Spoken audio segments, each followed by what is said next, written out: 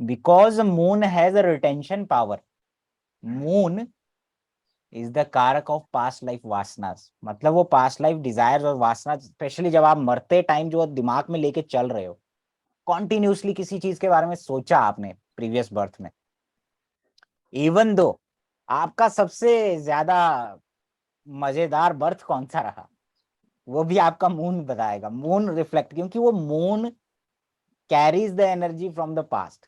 Moon वो desires carry करता है। मून वो सारे हम कहते हैं ना पास्ट लाइफ मेमोरीज, पास्ट की कुछ मेमोरीज को कैरी करता है। और राहु केतु का बहुत बड़ा रोल होता है इसमें। That's why Rahu Ketu are terms as भूतादि ग्रह। भूतादि मतलब भूत मतलब past.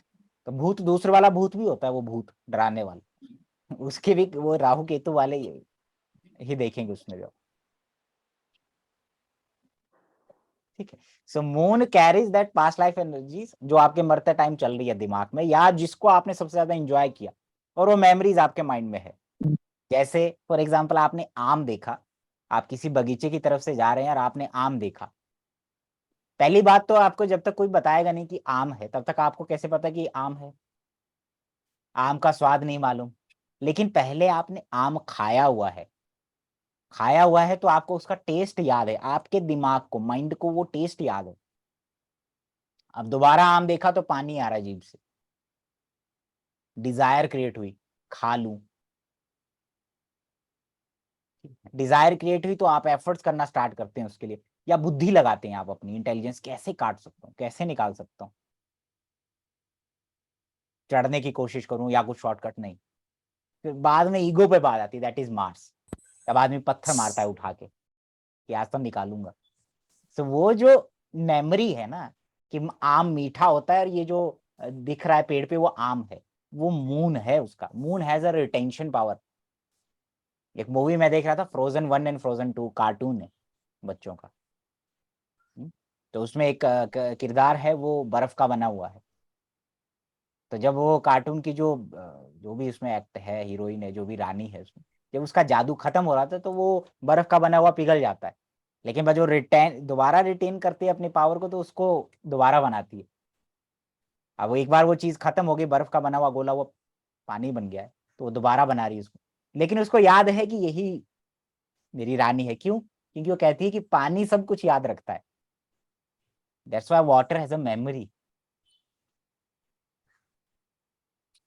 That's why moon has a retention power. Moon सब कुछ याद रखता है। तो जो मून का नक्षत्र लॉर्ड होगा उसी की दशा चलती है उसी हाउस की। जैसे मून सप्तम में बैठा हुआ है मान लीजिए, या लगन में बैठा हुआ है, और उसका नक्षत्र लॉर्ड आपके 8th हाउस, या उसका आपका 9th हाउस से जुड़ा हुआ प्लैनेट बैठा हुआ, मान लीजिए मून का नक्षत्र लॉर्ड 9th हाउस में बैठा है, तो उसकी दशा चलेगी आपको, उसी की दशा मिलेगी।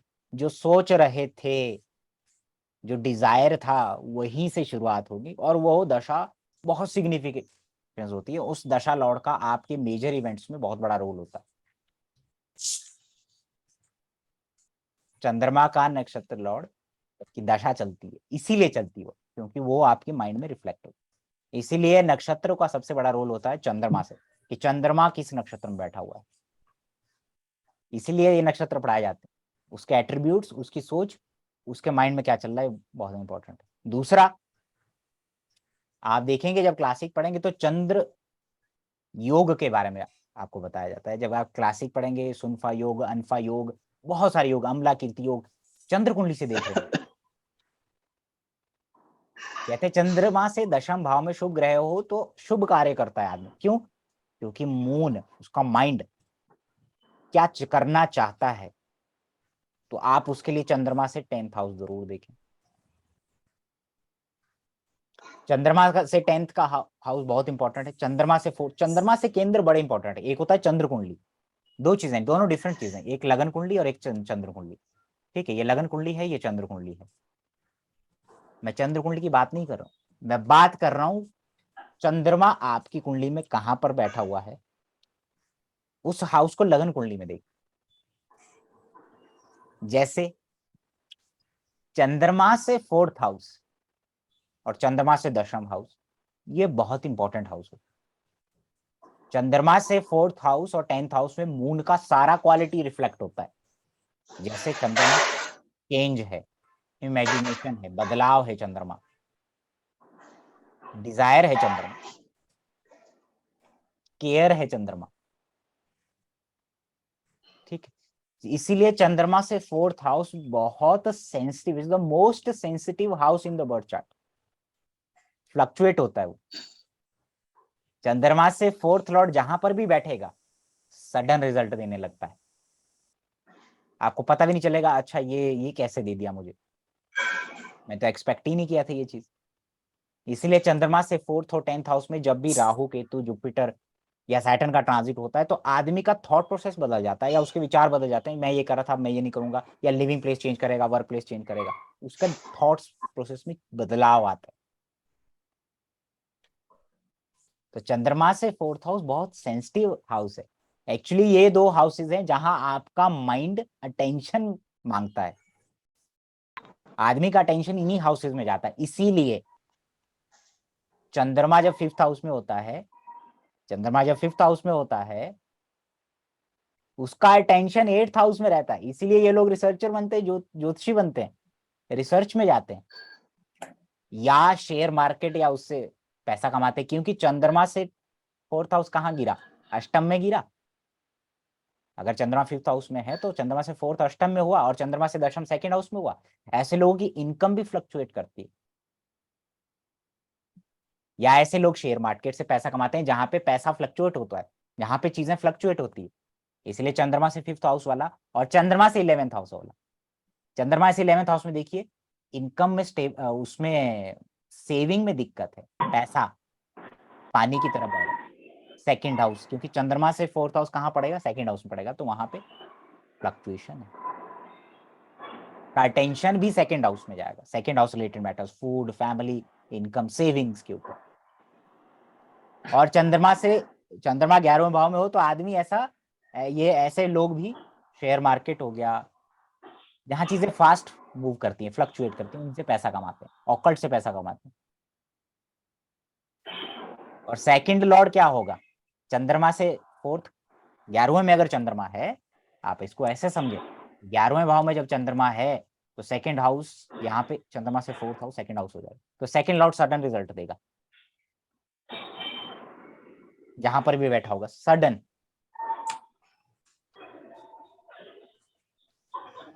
चंद्रमा से फोर्थ हाउस ऐसा हाउस है जहां पे वो बहुत सेंसिटिव है। चंद्रमा से फोर्थ हाउस जब तक पीड़ित नहीं होगा ना, आदमी, लोग कहते हैं ना फॉरेन चले जाए, फॉरेन नहीं जाएगा जब तक वो पीड़ित नहीं होगा।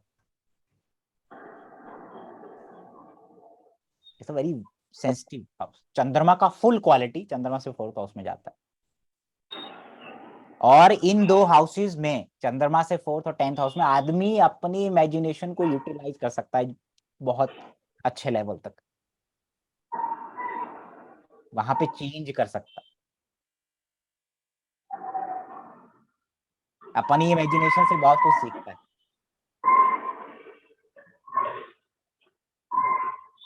मैं चंद्र कुंडली की बात नहीं कर रहा हूँ कि चंद्रमा से मैं बात कर रहा हूँ चंद्रमा से फोर्थ हाउस लगन कुंडली में कहाँ पर, किसी का नेचर देखना है ना, कितना अच्छा व्यक्ति है। चंद्रमा से फोर्थ और 10th हाउस देख लीजिए। इसीलिए चंद्रमा से दशम भाव में जब शुभ ग्रह होते हैं तो उसके विचार, उसके कर्म बहुत अच्छे होते हैं।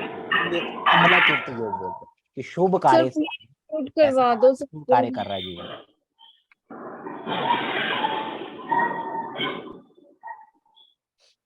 बोध Mishra, very true sir, I have fifth house moon. Tension जाता है, आदमी का नेचुरल टेंशन जाता है 8th हाउस में जब फिफ्थ में हो। सर मेरा भी फिफ्थ हाउस मून है। जा रहा है ना टेंशन, सर जा रहा है, पूरा जा रहा है सर। 8th हाउस में। ये चंद्र योग का टेक्निक्स इतने इंपॉर्टेंट है, लोग रिजल्ट्स डिफरेंट होंगे, मैं बता रहा हूँ। मैं आपको लगभग चंद्र योग की 30 टेक्निक्स में से सिर्फ अभी 2 ही 3 ही मैंने बताया आप।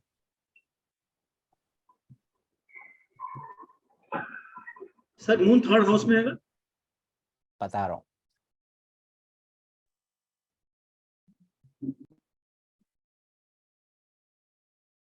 समझ में आ रहा है? इवन दो चंद्रमा से 10th हाउस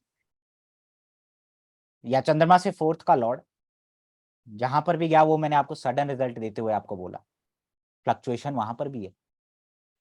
वो भी इसी तरीके से बिहेव करेगा। तो इसीलिए चंद्रमा से फोर्थ लॉर्ड लगन कुंडली के अष्टम में बैठा हो तो आपका ज्योतिष रिसर्च में वो भी बहुत इंटरेस्ट देता है। फिर आपको सडन प्रॉफिट, मान लीजिए कारक जोड़िए, अगर मंगल है तो प्रॉपर्टी से बेनिफिट, भाई से बेनिफिट, इनहेरिटेंस, सडन रिजल्ट देता है वो।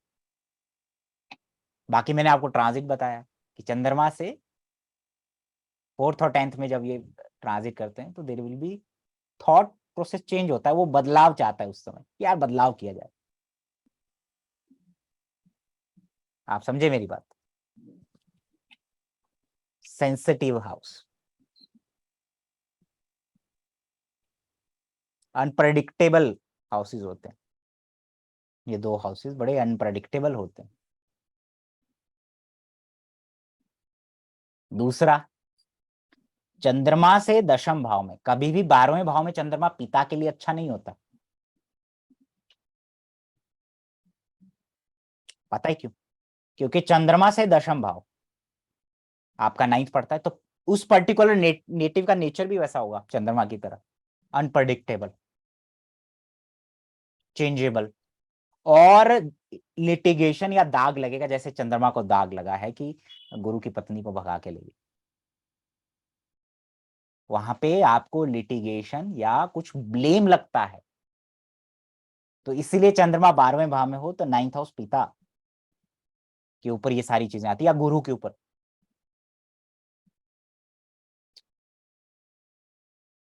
ठीक है ना? इसलिए चंद्रमा 12वें में हो तो उसकी लाइफ में बहुत इंपॉर्टेंट है फादर और फादर की मैरिड लाइफ। देखो, जब भी फादर और फादर की मैरिड लाइफ देखोगे तो फादर के लिए के 9th हाउस को लगन बनाएंगे, उससे सप्तम भाव उनकी वाइफ का होगा। ये फादर के पर्सपेक्टिव से देख रहे हैं चार्ट, ना कि आपके पर्सपेक्टिव से। चंद्रमा 12वें भाव में है तो either the person will have a tension किसके रिगार्डिंग, फादर और फादर के रिलेशनशिप या फादर की married life. So it's not good moon in the 12th house, इसीलिए अच्छा नहीं। और ये जो टेक्निक्स है ना, एक क्लासिक, एक श्लोक या एक उससे निकला हुआ है।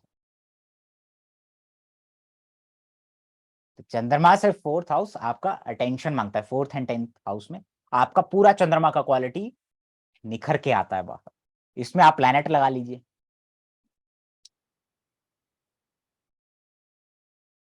चंद्रमा से 10th हाउस में, इसीलिए सूर्य अगर खराब हो जाए तो पिता को दोबारा कारक के ऊपर भी प्रभाव जाता है।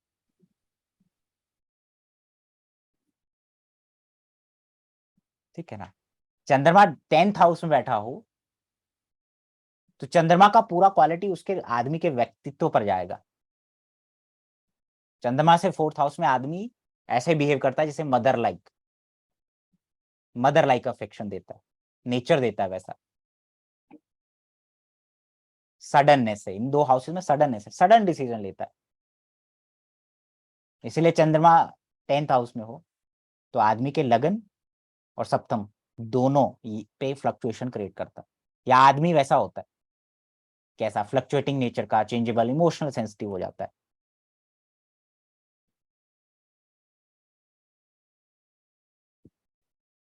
ठीक, अब चंद्रमा फोर्थ हाउस में देखो टेक्निक कैसे यूज करते हैं। किसी का फोर्थ हाउस में लिब्रा हो, फोर्थ हाउस में लिब्रा साइन है और चंद्रमा बैठा हो लिब्रा साइन में, ये अच्छा थोड़ी मानते हैं रिलेशनशिप के लिए। ऐसा क्यों? देखो, क्योंकि इसके लिए क्या हो जाता है, दो चीजें होती है। सप्तम भाव सिर्फ आपके पति या पत्नी का नहीं है, पति या पत्नी का ही नहीं है, ये ऑपोजिट सेक्स का भी है, सेक्सुअल यूनियन का भी है ये। सो इसीलिए चंद्रमा जो लिब्रा नेचुरल 7th हाउस में बैठा है, फोर्थ हाउस में, तो उसके दिमाग में क्या चल रहा है, रिलेशनशिप या पति के बारे में, या वो सब चल रहा है। और अटेंशन कहाँ जा रहा है उसका, 7th हाउस में जा रहा है। 7th हाउस में जा रहा है और चंद्रमा से दशम लगन पड़ रहा है, तो फ्लक्चुएटिंग है, बदलाव चाहता है, यानी मल्टीपल पार्टनर चाहता है। या चंद्रमा फोर्थ हाउस में है तो 7th हाउस में, यानी बहुत ज्यादा अटेंशन अपने उसी पे जा रहा है, पति पे जा रहा है, बहुत ज्यादा, वहां पे बहुत ज्यादा इमोशनल सेंसिटिव है वो, इसीलिए वो परेशान है, इसीलिए उसका नेचर फ्लक्चुएटिंग, दोनों चीजें हो रही। अब ये जो मैंने रिलेशनशिप की बात की, ये तब अप्लीकेबल होगा जब चार्ट में ऐसे योग होंगे जैसे शुक्र के साथ शुक्र के साथ मंगल राहु, ठीक है, कुछ इस तरीके के योग होंगे जो हाईली सेक्सुअल बनाते हैं या बहुत ज्यादा पार्टनर्स के पीछे या सेक्सुअल प्लेजर चाहते हैं। तो दोनों चीजें हैं, you have to think wise. अब ये चंद्रमा 4th हाउस में है किसी का, तो ऐसा जरूरी नहीं है कि वो इन चीजों में इन्वॉल्व हो जाए, it depends on certain condition. तो ये तो मैंने चंद्रमा जब शुक्र की राशि लिब्रा में हो तब की बात की। अब चंद्रमा 4th हाउस में हो तो उसका पति का नेचर खुद भी फ्लक्चुएटिंग और बदलाव वाला है।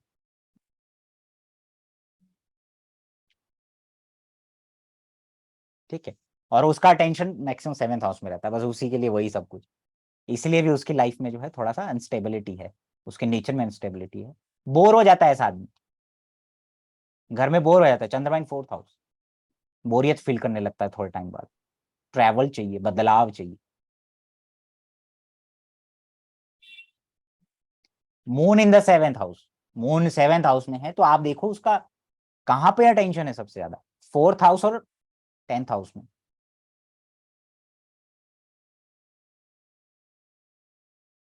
अटेंशन कहाँ पे है, 7th हाउस और 4th हाउस। और कहाँ इमोशनली कनेक्टेड है, अपने काम में, वर्क प्लेस।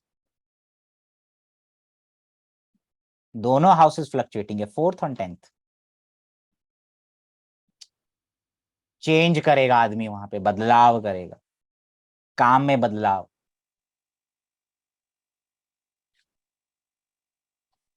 ठीक है, और जब भी 4th और 10th में गोचर करेंगे राहु केतु सैटर्न जुपिटर, तो बदलाव देगा इसके जीवन में, स्पेशली राहु केतु। चंद्रमा से गोचर देखिए हमेशा राहु केतु का,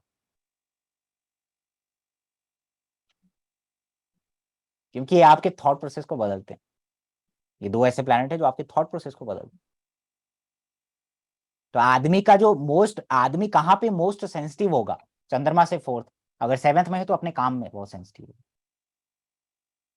वहां के लोग बहुत ज्यादा डिपेंडेंसी दिखाएंगे इस व्यक्ति के ऊपर।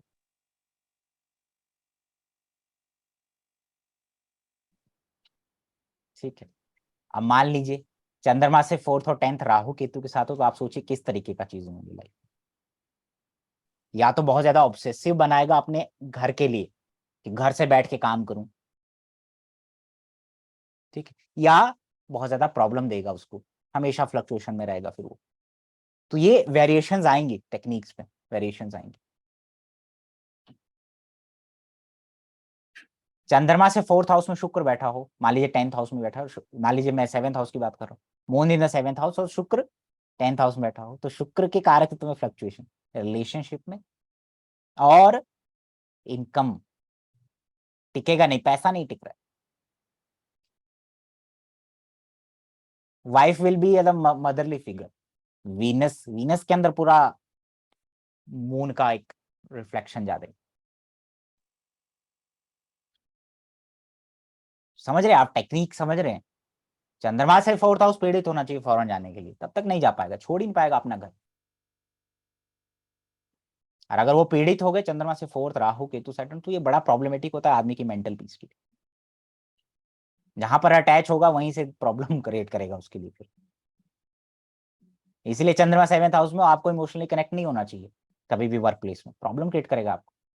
आप कहेंगे यार मैं तो इमोशन से चल रहा है, यहाँ पे ये लोग लॉजिक से चल, प्रॉब्लम क्रिएट करेगा।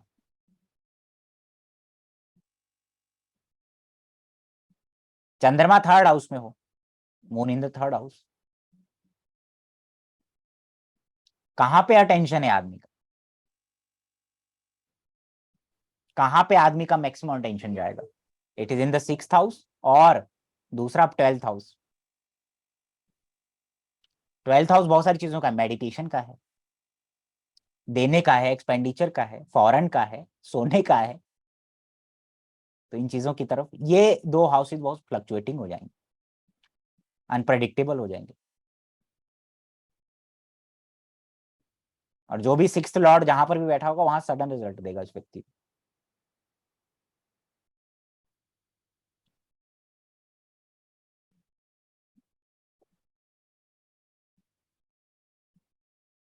ठीक है, समझ में आया।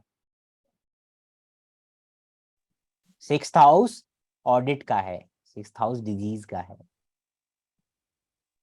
ठीक है ना। 6th हाउस कमी निकालने का है।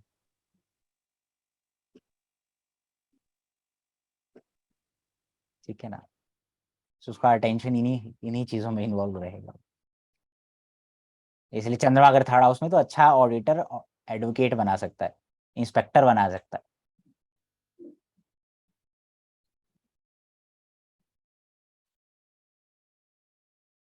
समझ में आ रहा है आपको?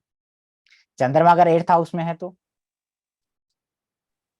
कहाँ पे फ्लक्चुएशन करेगा? 11वें भाव में फ्लक्चुएशन करेगा और 5th हाउस। देखिए ऐसे लोग अपनी एजुकेशन फील्ड में बदलाव करते या डिफरेंट सब्जेक्ट्स को पढ़ते रहते। ये 2 हाउसेस फ्लक्चुएशन में आएंगे, ये 2 हाउसेस। 11वां भाव किस चीज का है? इनकम का है। इनकम फ्लक्चुएट करती हो, लेकिन ऐसे लोग ऐसी जगहों से पैसा कमा सकते हैं जहां पे सडनली पैसा आता है, सडनली पैसा आता है जाता है। ठीक है ना, ऑकल्ट से और चीजों से, कमीशन से। बेसिकली जहां पर भी चंद्रमा बैठ रहा है ना, it is connecting that houses 4th and 10th।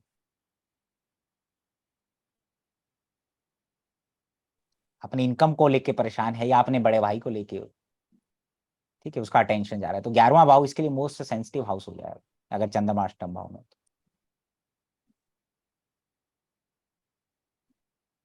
ठीक है, समझ में आ रहा है कि टेक्निक कैसे यूज होता है? प्लैनेट को देखिए वहां पे, चंद्रमा अष्टम में है तो 5th हाउस यानी लव अफेयर में चीटिंग या एजुकेशन या किसी तरह के बच्चे के ऊपर, संतान के ऊपर किसी तरीके का लिटिगेशन लगना। और बच्चे का नेचर अनप्रडिक्टेबल होगा, चेंजेबल होगा। चंद्रमा का पूर्ण प्रभाव संतान के ऊपर जाएगा, चंद्रमा का पूरा प्रभाव मिलेगा बच्चे के।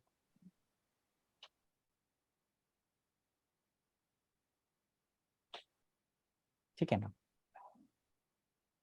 समझ में आ रहा है?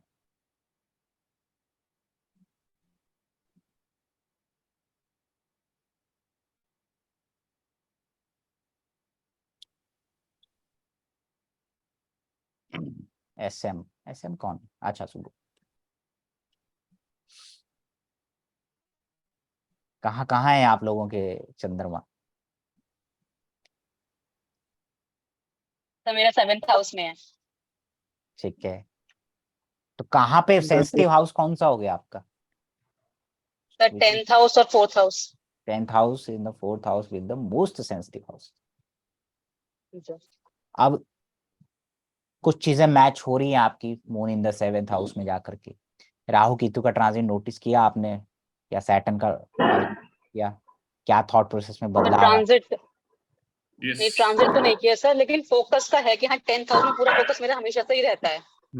अटेंशन मांगता है वो चीज, अटेंशन वहीं जाता है आदमी, इमोशनली कनेक्ट भी वहीं से रहता है, फिर वो प्रॉब्लम क्रिएट करेगा अगर वहां पे नल हो। चंद्रमा 7th हाउस में हो तो अपने वर्क प्लेस पे वो खाना बांटता रहता है लोगों को। सर ये तो मैं करती रहती हूँ। यही खाना एक दिन में उनके लिए प्रॉब्लमेटिक हो जाएगा, जहाँ पे अच्छा। आप बहुत ज्यादा एक्सपेक्टेशंस आपका रहेगा कि मैं तो इतना करती हूँ इनके लिए, मैं तो इमोशनली कनेक्ट करती हूँ अपने आप से, मेरे जो इतने भी साथ, लेकिन यहाँ कुछ गड़बड़। सर मेरी वैसे ट्रांसफरेबल जॉब है, तो ये है कि मेरे ऑफिस चेंज होते रहते हैं बहुत जल्दी। तो यही है ना, फ्लक्चुएशन कहाँ जा रहा है? चंद्रमा से 10th जी। हाउस। सो इस तरीके से चंद्रमा के योग देखे जाते हैं, इसलिए चंद्र कुंडली इंपॉर्टेंट है। जैसे एक और टेक्निक आपको, यार मेरा टेक्निक मैं बनाया हूँ, ठीक है। नहीं, ये जो आप पढ़ा रहे हैं वो तो हमने सुना ही नहीं है कहीं। ये टेक्निक आप जो सब बता रहे हैं। अरे ट्रांजिट, जब हमें ट्रांजिट दशा आपको पढ़ाऊंगा तो और आपके मुंह से निकलेगा, ये तो कभी सुना नहीं। लेकिन बेस हमेशा क्लासिक ही रहता है, जैसे नाड़ी हो गया, वैदिक जो भी है, बेस हमेशा वही रहेंगे। इसलिए मैं रोज चार्ट देखता हूँ। हर रोज मैं जब चार्ट देखता हूँ तो मैं उसी के नीचे एक टेक्निक लिखता हूँ, स्टार बना के। ज्योतिष में रिसर्च वही कर पाएगा जो रोज कंसल्टेशन देता है। जितना बड़ा एस्ट्रोलॉजी है, जितना बड़ी गुरु है, अगर उसने कंसल्टेशन बंद कर दी, समझ लीजिए वो फ्लॉप रहा है, इसलिए कंसल्टेशन बंद है। सीधा रिसर्च ज्योतिष में वही करेगा जो रोज चार्ट देखेगा और रोज कंसल्टेशन देगा, फीडबैक आएंगे नेगेटिव पॉजिटिव, तभी वो रिसर्च, अदरवाइज नहीं। आप एस्ट्रो डेटा बैंक उठा लीजिए, आप दूसरों के चार्ट पढ़ते रहिए, कुछ नहीं होने।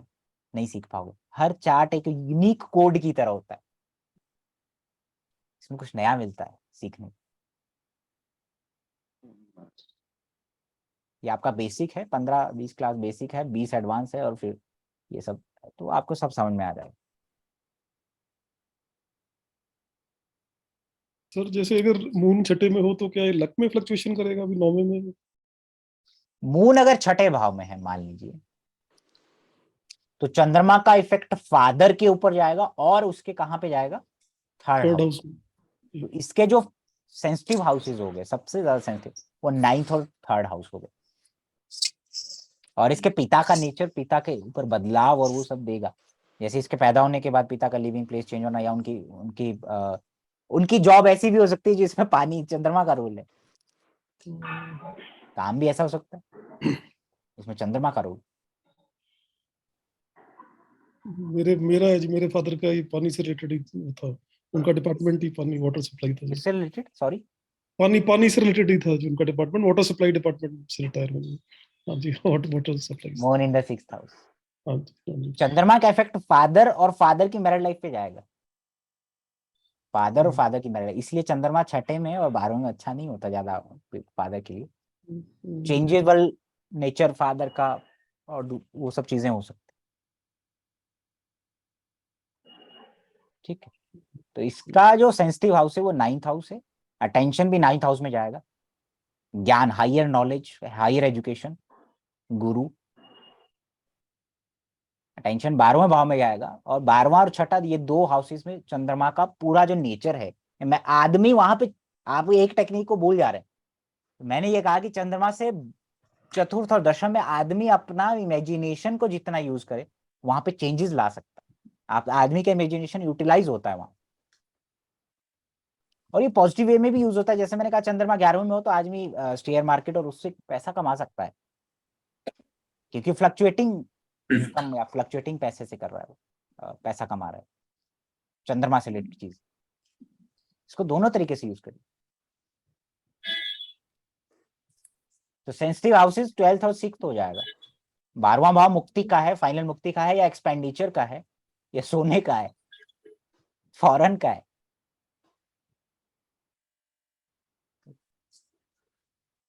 पता चला चंद्रमा 9th हाउस में, आदमी को सोने का बड़ा हो रहता है कि कब सोऊं। सुबह 8 बजे उठा, सोच रहा हूँ सारा काम निपटा, 10 बजे फिर सो रहा हूँ। ठीक है, ये नींद का प्रॉब्लम है, उसको फ्लक्चुएशन है ना। जैसे बेड पे जाता होगा तो वहां पे फ्लक्चुएशन क्रिएट करता है।